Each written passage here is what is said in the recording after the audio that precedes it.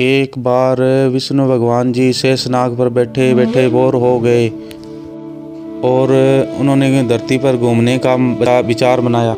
वैसे भी कई साल हो गए धरती पर आए। वह अपनी यात्रा की तैयारी में लग गए।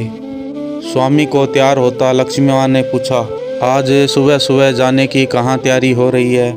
हे लक्ष्मी जी, आज मैं धरती पे घूमने जा रहा हूँ। तो कुछ सोचकर लक्ष्मी माँ ने कहा, हे देव, क्या मैं आपके साथ चल सकती हूँ? भगवान विष्णु ने 2 पल सोचकर कहा कि एक शर्त है, तुम मेरे साथ चल सकती हो धरती पर पहुंचकर उत्तर दिशा में बिल्कुल नहीं देखना। इसके साथ ही लक्ष्मी माँ ने अपनी बात मनवा ली और सुबह सुबह माँ लक्ष्मी और विष्णु भगवान धरती पर पहुंच गए। अभी सूर्य देवता निकल ही रहे थे। रात बरसात होके हटी थी। चारों ओर हरियाली ही हरियाली थी। उसी समय चारों ओर शांति थी। धरती बहुत ही सुंदर दिख रही थी। माँ लक्ष्मी मंत्रमुग्ध होकर धरती को देख रही थी और भूल गई कि पति को क्या वचन देकर आई थी। उत्तर दिशा में माँ लक्ष्मी को एक बहुत ही सुंदर बगीचा नजर आया और बहुत ही सुंदर सुंदर फूल खिले थे। यह एक फूलों का खेत था और वहाँ पर बहुत ही अच्छे अच्छे फूल लगे थे और वहाँ पर सोचे समझे उस खेत में चले गए और वहाँ से एक फूल तोड़ लिया।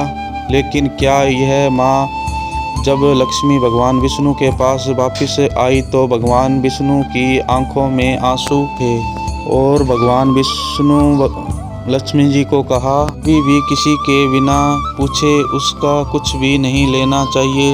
साथ ही अपना वचन भी याद दिलाया। माँ लक्ष्मी को अपनी भूल का एहसास हुआ।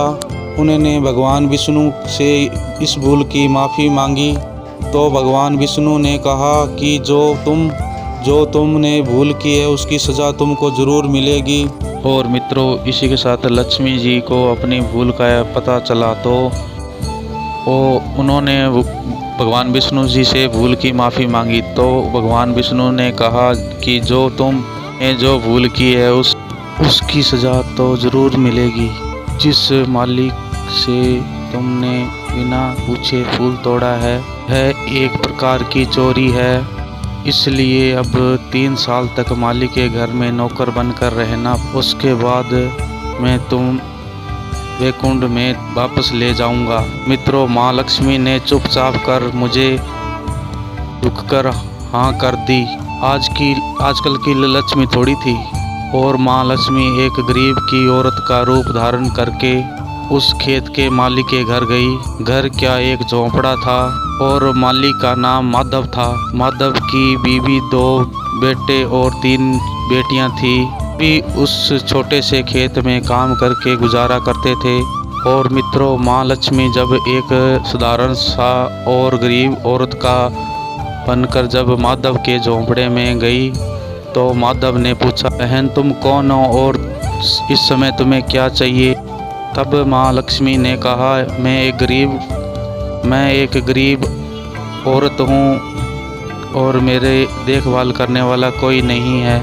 मैंने कई दिनों से खाना भी नहीं खाया। मुझे कोई भी काम दे दो, साथ में मैं तुम्हारे घर का काम भी कर दिया करूँगी। मुझे एक घर में एक कोने में आसरा दे दो।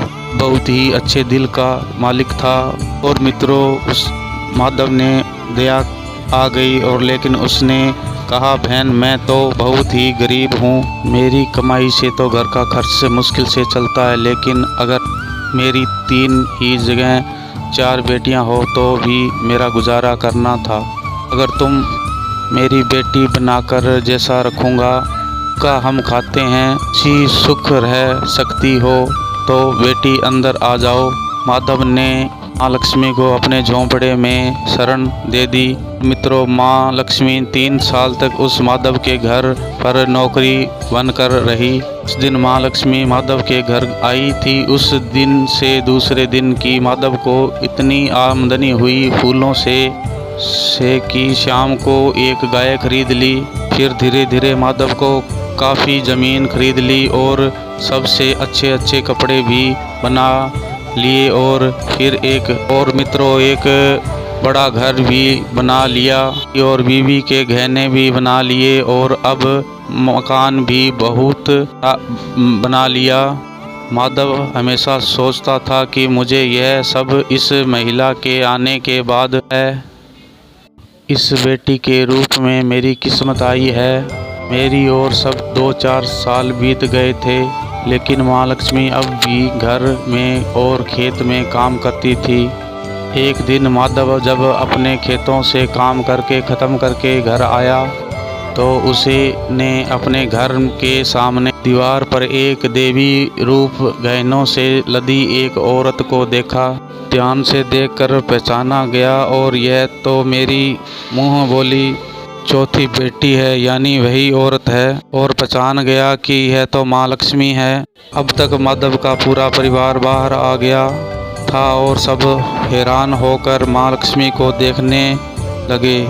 मित्रों, माधव बोला, माँ हमारे माफ़ कर, तेरे से जाने में ही घर और खेत में काम करवाया है। माँ यह तो अपराध हो गया है, माँ हम सबको माफ़ कर दो। अब माँ लक्ष्मी मुस्कुरा कर और बोली, माधव तुम बहुत ही अच्छे और दयालु व्यक्ति हो।